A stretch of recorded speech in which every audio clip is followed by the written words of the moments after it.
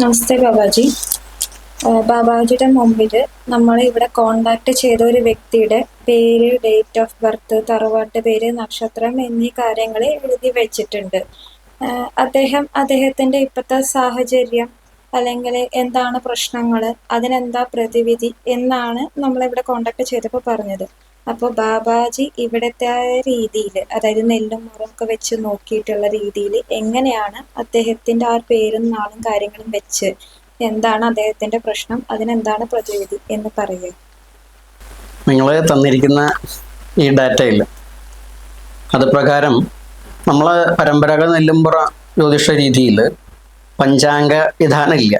എന്നിരുന്നാൽ പോലും ഇന്നത്തെ ഒരു കാലത്തിൻ്റെ മടുത്ത് ഉൾക്കൊണ്ടുകൊണ്ട് നമ്മളെ കോണ്ടാക്ട് ചെയ്യുന്ന ആളുകൾക്ക് അവരുടെ ഇപ്പോഴത്തെ ഒരു ചാരവശാലുള്ള കാര്യങ്ങളും അതുപോലെ ദശാപരമായിട്ടുള്ള കാര്യങ്ങളും കൂടി പറഞ്ഞാൽ അവർക്കൊരു സൗകര്യമായിരിക്കും.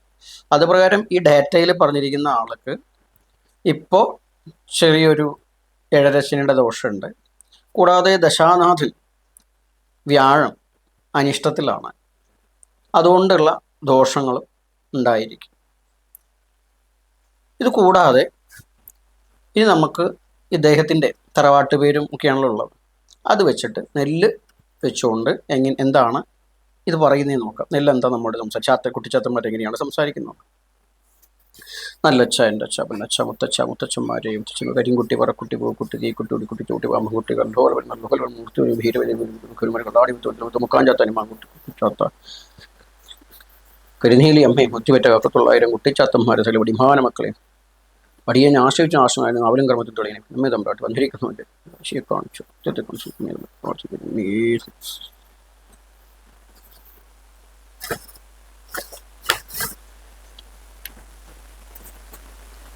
ഈ പറഞ്ഞിരിക്കുന്ന വ്യക്തി ഇദ്ദേഹത്തിനിപ്പോൾ നമ്മൾ ധർമ്മദൈവങ്ങളെ കൃത്യമായി ആചരിക്കാത്ത ദോഷങ്ങൾ നന്നായിട്ടുണ്ട്.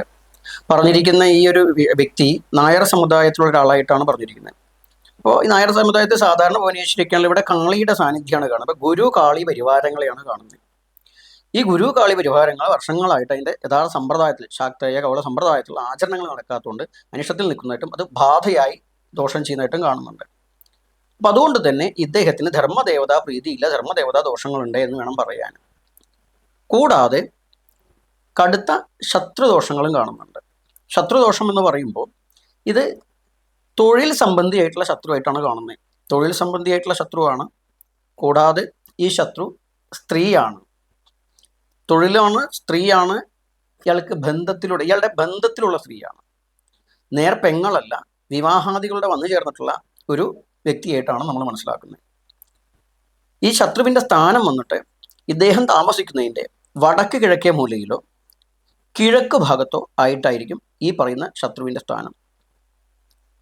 ശത്രു കടുത്ത ക്ഷുദ്രപ്രയോഗങ്ങളും മറ്റുള്ളവർക്ക് നടത്തിയായിട്ടും അല്ല കർമ്മ ബന്ധനം നടത്തിയതായിട്ടും കാണുന്നുണ്ട്. അതുകൊണ്ട് തന്നെ ഇദ്ദേഹത്തിന് ഇപ്പോൾ കർമ്മ തടസ്സം ഉണ്ടായിരിക്കും. ധനസംബന്ധിയായിട്ടുള്ള ബുദ്ധിമുട്ടുകൾ ശക്തമായിട്ടുണ്ടായിരിക്കും. മാനസികമായിട്ടുള്ള പിരിമുറുക്കങ്ങൾ ഉണ്ടായിരിക്കും. കുടുംബത്തിൽ ദാമ്പത്യപരമായിട്ടുള്ള ചില വിഷയങ്ങളും കലഹങ്ങളും ഒക്കെ കുടുംബത്തിൽ ഒരു അസ്വസ്ഥത അനുഭവപ്പെടും.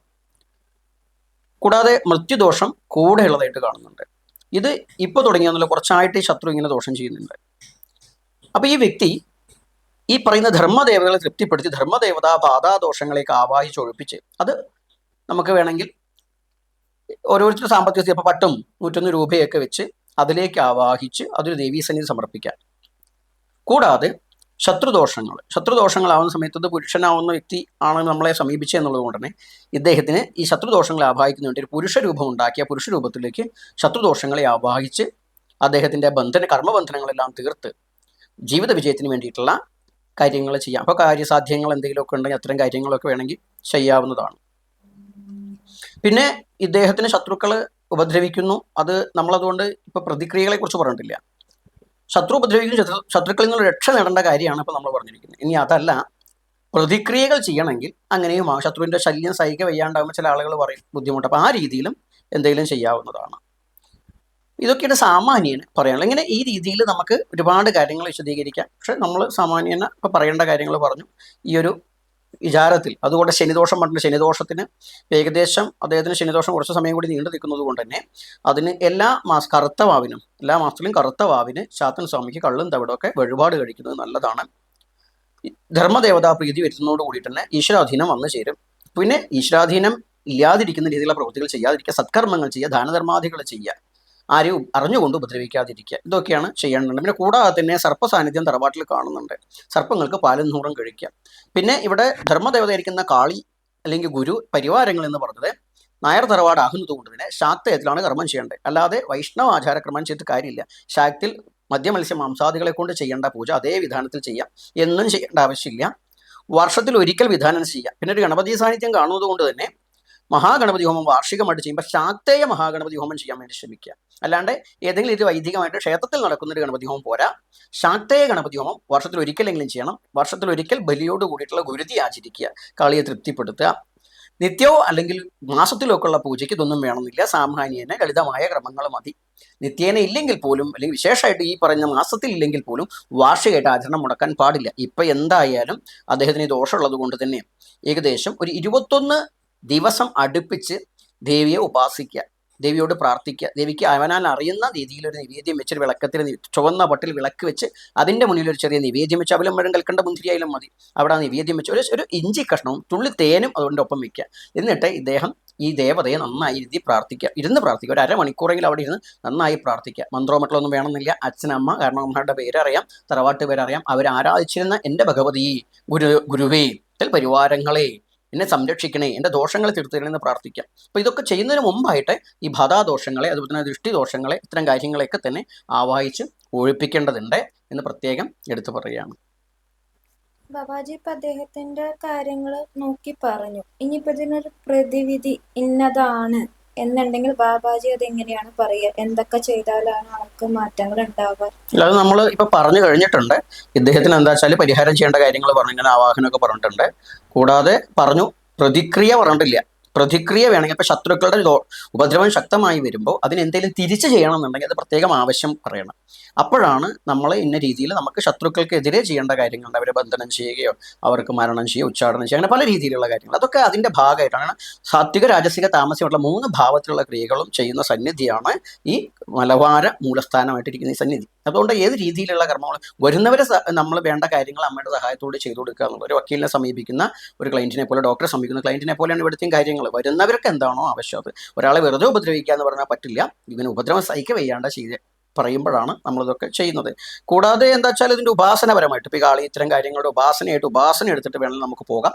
അതിന് വേണ്ട കാര്യങ്ങൾ യഥാവിധി പ്രകാരം ശാക്തേയ വിധാനത്തിൽ തന്നെ പറഞ്ഞു കൊടുക്കുന്നതാണ്. അതുകൊണ്ട് ഈ ചെയ്യേണ്ട കാര്യങ്ങൾ വ്യക്തമായിട്ട് നമ്മൾ ഇതിൻ്റെ ഇടയിൽ പറഞ്ഞിട്ടുണ്ട്. അത് അദ്ദേഹം ചെയ്താൽ മാത്രമേ അതിന് രക്ഷയുള്ളൂ. അതുകൊണ്ട് വേറെ എന്തെങ്കിലും കുറുക്കു വഴിയൊന്നും ഇതിൻ്റെ കാര്യത്തിൽ ഇല്ല. ശരി ബാബാജി, ഇനി ഈ സേവനം നമ്മുടെ ആശ്രമത്തിൽ കിട്ടണമെന്നുണ്ടെങ്കിൽ എന്താണ് ആൾക്കാർ ചെയ്യേണ്ടത്? ഇവിടെ എന്താ വെച്ചാൽ ഇതിപ്പോൾ നമ്മളിപ്പോൾ ഈ നെല്ലുമുറ ജ്യോതിഷത്തിലൂടെ പ്രശ്നവിചാരം നടത്തി അതിന് പരിഹാരം ചെയ്യുമ്പോൾ പ്രത്യേകം പറയാം. സാമ്പത്തികമായിട്ട് ഇല്ലാത്തവരാണെങ്കിൽ ആവാഹനകർമ്മം മാത്രമായിട്ടാണെങ്കിൽ അത് കറുത്ത ബാബിന് നമ്മളിവിടെ ആശ്രമത്തിൽ സൗജന്യമായിട്ട് ചെയ്തു കൊടുക്കുന്നുണ്ട്. ഒരു പൈസ വേണ്ട, വരുന്നവർക്ക് ഭക്ഷണം വരെ ഇവിടുന്ന് കൊടുക്കുന്നുണ്ട്. അപ്പോൾ ആവാഹനം മാത്രം. കാര്യസാധ്യങ്ങളോ മറ്റുള്ളതൊക്കെ ഉണ്ടെങ്കിൽ, ശത്രുക്കളോ മറ്റുള്ള കാര്യങ്ങൾ വിഷയങ്ങളോ ഒക്കെ ഉണ്ടെങ്കിൽ അതിനൊക്കെ അതിൻ്റെതായ ഫീസ് ആശ്രമത്തിൻ്റെ പറയപ്പെടുന്ന ആളുകളോട് ചോദിച്ച് മനസ്സിലാക്കുക. നമ്മൾ സാമ്പത്തികമായ കാര്യത്തിൽ നമ്മൾ ഇടപെടുന്നില്ല. ഇപ്പോൾ വെച്ചാൽ അത്തരം കാര്യങ്ങൾ നോക്കുക. അപ്പോൾ ഇവിടെ ഈ ഒരു സേവനം അത് ഓൺലൈനായിട്ടും ഓഫ്ലൈനായിട്ടും ഇത്തരം പ്രശ്നവിചാരമൊക്കെ ഉണ്ട്. പരിഹാരവും തന്നെ വിദേശത്തൊക്കെ ഉള്ള ആളുകൾ കോൺടാക്ട് ചെയ്യുമ്പോൾ അവർക്ക് ഇവിടെ നേരിട്ട് വരാൻ പറ്റില്ല, അല്ലെങ്കിൽ ഒരുപാട് ദൂരത്തുള്ള ആൾക്കാർ. അപ്പോൾ എന്താ വെച്ചാൽ അവരുടെ കൃത്യമായി പൂജയുടെ സമയം പറയും. പൂജയുടെ ടൈമിൽ ആവാഹനം മറ്റുള്ള നടക്കുന്ന നേരത്തോ ആരംഭ സമയത്തൊക്കെ നമ്മളൊരു ലൈവിൽ ഈ കാര്യങ്ങളൊന്ന് കാണിച്ചു കൊടുക്കും, പ്രാർത്ഥിച്ചോളൂ എന്നൊക്കെ പറഞ്ഞിട്ട്. അപ്പോൾ അത്തരം കാര്യങ്ങൾ അപ്പോൾ ഓൺലൈനായിട്ടോ ഓഫ്ലൈനായിട്ടോ നമുക്കിവിടെ ഈ കൺസൾട്ടിങ്ങോ മറ്റുള്ള കാര്യങ്ങൾ നടത്താം. അതുപോലെ തന്നെ പൂജാവിധികൾ ഓൺലൈനായിട്ട് നടത്തുമ്പോൾ പൂജ ഓൺലൈനിലല്ല, പൂജ ഇവിടെ നടക്കുന്ന പൂജ തന്നെയാണ്. അവർക്ക് പങ്കെടുക്കാൻ പറ്റാത്തതുകൊണ്ട് അതിനുള്ള സൗകര്യങ്ങൾ ചെയ്തു കൊടുക്കും. ആ ടൈമിൽ പ്രാർത്ഥിച്ച് നിൽക്കണം. ഒരാൾ ഇവിടെ വന്നു എന്നുള്ളത് കൊണ്ട് കാര്യമില്ല, അദ്ദേഹത്തിൻ്റെ മനസ്സാണ് ഇവിടെ വേണ്ടത്. അതുകൊണ്ട് എവിടെ ഇരുന്നാലും മനസ്സ് ഇവിടെ ഉണ്ടായിരിക്കുക എന്നാണ് ഇത്തരം കാര്യങ്ങൾ. അപ്പോൾ ആശ്രമത്തിൽ കോൺടാക്ട് നമ്പർ എന്നോടൊപ്പം ഉണ്ടായിരിക്കും. ആ കോൺടാക്ട് നമ്പറിൽ ബന്ധപ്പെട്ടുകൊണ്ട് നിങ്ങളുടെ ടൈം ഒക്കെ ബുക്ക് ചെയ്ത്, ഇതിന് ഫീസൊക്കെ ഉണ്ട് അതൊക്കെ ചോദിച്ച് മനസ്സിലാക്കുക. ആ ബുക്ക് ചെയ്തതിന് ശേഷം ആ ടൈമിൽ നമുക്ക് ഗൂഗിൾ മീറ്റിലൂടെ നമുക്ക് സംസാരിക്കാം, അതിൻ്റെ കാര്യങ്ങൾ മനസ്സിലാക്കാം. പൂജയാകുമ്പോൾ ഡേറ്റ് മുൻകൂട്ടി ഫിക്സ് ചെയ്യും, ടൈമും ഒക്കെ ഒക്കെയതിന് ശേഷം. കർത്തവാവിന് വരുന്നവർക്ക് ചെറിയ രീതിയിൽ അവർക്ക് ഒട്ടും കഴിവില്ല എന്നുണ്ടെങ്കിൽ ബോധ്യപ്പെട്ടാൽ മാത്രമേ ഉള്ളൂ. അവർക്ക് ചെറിയ രീതിയിലൊക്കെ പ്രശ്നവിചാരം നടത്തുന്നുണ്ട്. കൂടാതെ പറഞ്ഞു കഴിഞ്ഞു ആവാഹനകർമ്മം, ലളിതമായ ആവാഹനകർമ്മങ്ങളും നടത്തി കൊടുക്കുന്നുണ്ട്. ഇതാണ് ഇവിടുത്തെ ഏകദേശം സേവന രീതിയുള്ളത്. പിന്നെ ഇപ്പോൾ പറ്റുന്ന ആളുകൾ ചിലപ്പോൾ ഒന്നുമില്ല എങ്കിൽ പോലും ഇവിടുത്തെ അന്നദാനവും മറ്റുള്ള കാര്യങ്ങളൊക്കെ സേവന പ്രവർത്തനങ്ങളൊക്കെ സഹായിക്കുന്ന ആളുകൾ സഹായിക്കുന്നുണ്ട്. അത്തരം കാര്യങ്ങൾ അങ്ങനെ ചെയ്യാം. പിന്നെ ഈ ഇതിപ്പോൾ പൂജയൊക്കെ ഇങ്ങനെ പറഞ്ഞ പോലെ തന്നെ പൂജ പഠിച്ചാചരിക്കണമെങ്കിൽ അത് പഠിക്കാൻ അവനവൻ്റെ ദേവതകളെ പൂജിക്കാൻ വേണ്ടിയിട്ട് അർച്ചിക്കാൻ വേണ്ടിയിട്ട് പഠിച്ചിട്ട് ഏത് മാർഗ്ഗവും ശാക്തയോ വൈഷ്ണവോ മംഗളവാരോ ഏത് സമ്പ്രദായത്തിലായാലും കുഴപ്പമില്ല ഇതിനെ പഠിച്ചാചരിക്കാൻ വേണ്ടവർക്ക് അതിനുള്ള ഉപദേശം കൊടുക്കുന്നുണ്ട്. അത് കൂടാതെ മന്ത്രോപദേശം പോലെ തന്നെയാണ് പഠിക്കാൻ വേണ്ടി നേരിട്ടിട്ടോ ഓൺലൈനിലോ മുഖേന ഈ സമ്പ്രദായം ഏത് സമ്പ്രദായത്തിലായാലും പൂജാവിധാനങ്ങളൊക്കെ പഠിക്കാനുള്ള സൗകര്യം ഇവിടെ ഒരുക്കിയിട്ടുണ്ട്. എന്തിനും ആശ്രമത്തിൻ്റെ നമ്പറിൽ കോൺടാക്ട് ഓഫീസ് നമ്പറാണ്, നമ്മളെ നേരിട്ട് കിട്ടുന്ന നമ്പറല്ല. നമുക്ക് നമ്മുടെ തിരക്കുണ്ടാവും എന്നറിയാം. അപ്പോൾ ഓഫീസിൽ സ്റ്റാഫുകൾ അത് എടുത്ത് അല്ലെങ്കിൽ ഇവിടെ റിസപ്ഷനിലെ ആളുകൾ എടുത്ത് സംസാരിക്കും, അല്ലെങ്കിൽ ആശ്രമത്തിൻ്റെ ട്രസ്റ്റിൻ്റെ ഭാരവാഹികൾ എടുത്ത് സംസാരിക്കും. അവരുമായിട്ട് കാര്യം സംസാരിച്ച് കഴിഞ്ഞാൽ ഗൂഗിൾ മീറ്റും മറ്റുള്ളത് നടക്കുമ്പോൾ വേറെ പുറത്തുനിന്ന് ഒരാളുണ്ടായിരിക്കില്ല. വിളിച്ചിരിക്കുന്ന ഈ ആരാണോ ഈ പേര് രജിസ്റ്റർ ചെയ്തിരിക്കുന്നത് ആ വ്യക്തിയും നമ്മളും മാത്രമേ ഉണ്ടായിരിക്കുള്ളൂ. അവർക്ക് പറയേണ്ട കാര്യങ്ങളൊക്കെ പറയാം. ഏത് വിധത്തിലായാലും ശരി. അവർ ഓരോരോ വിഷയങ്ങളായിരിക്കും, പ്രണയ വിഷയമായിരിക്കാം, അല്ലെങ്കിൽ ശത്രുദോഷങ്ങളായിരിക്കാം, അല്ലെങ്കിൽ കുലദേവതാ വിഷയങ്ങളായിരിക്കാം, ദേവത ഏതാണെന്ന് അറിയാണ്ടായിരിക്കാം, അതെങ്ങനെ കുടി വെക്കണം എന്ന് അറിയാണ്ടായിരിക്കാം, കുടി വെക്കുമോ എന്ന് ചോദിക്കണം, പ്രതിഷ്ഠാ കാര്യങ്ങളായിരിക്കാം.